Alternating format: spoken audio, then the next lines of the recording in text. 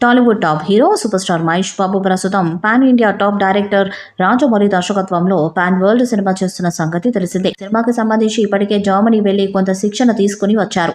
Durga arts పతాకంపై doctor KL Narayana 1000 కోట్ల బడ్జెట్తో ఈ సినిమాని నిర్మించబోతున్నారు. భారతదేశంలోని భాషల్లోనే కాకుండా అంతర్జాతీయంగా పలు భాషల్లో ఈ సినిమాను విడుదల చేయాలనేది రాజమౌళి ఆలోచన. దీనికి తగ్గట్లుగానే నటీనటులను ఆయన ఎంపిక చేసుకుంటూ వస్తున్నారు. రాజమౌళితో సినిమా అంటే కనీసం 3 సంవత్సరాల సమయం పడుతుంది. అందుకు తగ్గట్లుగానే వారు అంతకాలం సినిమా చేసేందుకు ఓర్పు వహించినందుకు భారీ బ్లాక్ బస్టర్ హిట్ను హీరో ఖాతాలో రాజమౌళి ఈజీగా వేస్తాడు. దీంతో ఆయన ఎన్ని సంవత్సరాలు సినిమా చేయమని అడిగినా అది ఎలాగో మినిమం ఇండస్ట్రీ హిట్ అవుతుంది కాబట్టి హీరోలు కాదనకుండా ఓకే చెప్పేస్తుంటారు. బాహుబలి తర్వాత ప్రభాస్, RRR తర్వాత ఎన్టీఆర్, రామ్ చరణ్కి ఇందుకు ప్రధాన ఉదాహరణ.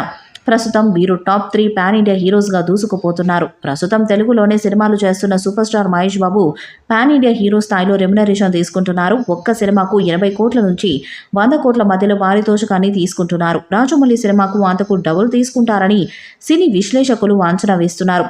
ఎంత తీసుకుంటున్నారనే విషయం బయటకు రానప్పటికీ ఈ సినిమాకు మహేష్ బాబుకు ఖచ్చితంగా 200 కోట్ల పారితోషికం ఇవ్వడానికి ప్రొడ్యూసర్ నారాయణ రెడీగా ఉన్నాడని తెలుస్తుంది. తెలుగు ఫిల్మ్ నగర్ వర్గాలు కూడా ఇదే చెప్తున్నాయి.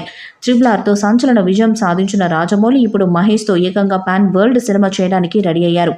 మహేష్ బాబు రాజమౌళి కాంబోలో సినిమా అని అనౌన్స్ చేసిన దగ్గర నుంచి అభిమానుల్లో ఆసక్తి రెట్టింపైంది. ఇక ఇప్పుడు ఈ సినిమా పనులు శరవేగంగా జరుగుతున్నాయి.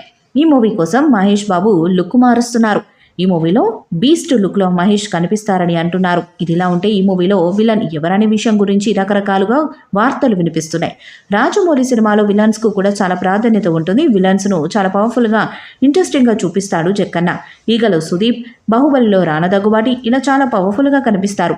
ఆయన సినిమాలో విలన్స్ అందరి దృష్టిని ఆకర్షిస్తారు. ఇప్పుడు రాజమౌళి కొత్త సినిమాకి కూడా కడక్ విలన్ని ఎంచుకున్నాడని టాక్ వినిపిస్తుంది. అతను మరెవరో కాదు, పృథ్వీరాజ్. సలార్ సినిమాలో పృథ్వీరాజ్ పవర్ఫుల్ క్యారెక్టర్ని ప్రజలు మెచ్చుకున్నారు. ఇప్పుడు రాజమౌళి పృథ్వీరాజుతో చర్చలు జరుపుతున్నారని తెలుస్తుంది. ఈ ఆఫర్ని పృథ్వీరాజ్ సంతోషంగా అంగీకరించాడని కూడా అంటున్నారు. ప్రస్తుతం రాజమౌళి నటీనటుల ఎంపికలు బిజీగా ఉన్నారు. ఇప్పటికే స్క్రిప్ట్ వర్క్ కూడా పూర్తి చేశాడు. కథ ఆఫ్రికా అడవుల్లో సాగుతుందని తెలుస్తుంది. ఇందుకోసం సోనీ పిక్చర్స్ లేదా డిస్నీ స్టూడియోస్లో భారీ సెట్ వేసే ఆలోచనలో రాజమౌళి ఉన్నాడు. ఈ 2025లో ప్రేక్షకుల ముందుకు వచ్చే అవకాశాలు ఉన్నాయి. ఈ వీడియోపై మీ అభిప్రాయాన్ని కామెంట్ బాక్స్లో తెలియజేయండి. ఈ వీడియో మీకు నచ్చితే లైక్ చేయండి, షేర్ చేయండి, కామెంట్ చేయండి. మరిన్ని అప్డేట్స్ కోసం మన ఛానల్ సబ్స్క్రైబ్ చేయండి. అలాగే పక్కనే ఉన్న గంట సింబల్ని గట్టిగా కొట్టండి.